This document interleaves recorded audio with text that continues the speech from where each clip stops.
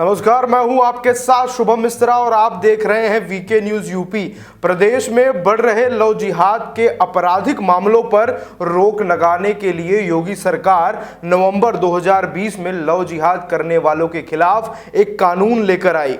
इस कानून के आते ही सिर्फ 30 दिनों में 50 से ज्यादा मामलों को दर्ज किया गया और दोषियों को जेल में डाला गया। इस पर कई बुद्धिजीवी लोग परेशान हो उठे और उन्हीं में से एक समूह 104 पूर्व आईएएस अफसरों का भी था, जिन्होंने सीएम योगी को ओपन लेटर लिखा और संविधान पढ़ने की नसीहत तक दे डाली। जिसके बाद 224 बड़े सरकारी अफसरों ने पत्र लिखकर खुले तौर पर इस कानून का समर्थन किया और इसकी खूबियां भी गिनवाई और 104 पूर्व आईएएस अफसरों के लेटर की पोल खोल कर रख दी। लेकिन इससे भी बात ना बनी तो एक समूह सीधा कोर्ट पहुंच गया और अपील की कि योगी सरकार के लव जिहाद वाले कानून को रद्द कर दिया जाए, क्योंकि आरोप लगाया इस कानून के तहत बेकसूर लोगों के खिलाफ मामला दर्ज कर उन पर कार्रवाई की जा रही है।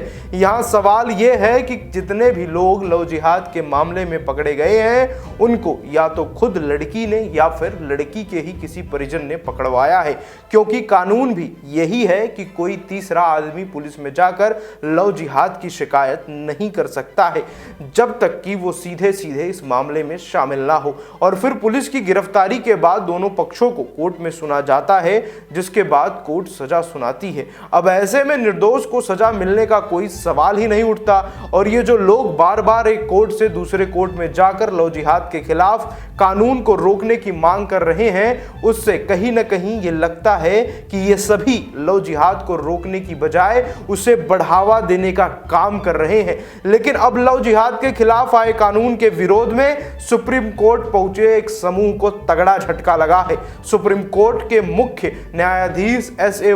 बोबड़े की अध्यक्षता वाली पीठ ने उत्तर प्रदेश और उत्तराखंड सहित अन्य राज्यों में धर्मांतरण से निपटने के लिए लागू किए गए कानून की वैधता को चुनौती देने वाली याचिका को स्वीकार करने से इनकार कर दिया है।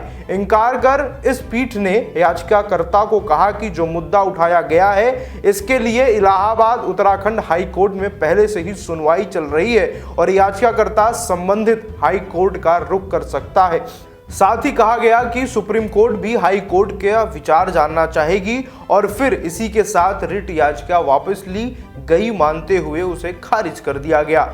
और अब लव जिहाद के खिलाफ हाई कोर्ट में पहले सुनवाई होगी, जहां प्रदेश के साथ जो लोग इस कानून के खिलाफत में हैं उनके पक्षों को सुनने के बाद कानून के भविष्य पर चर्चा होगी।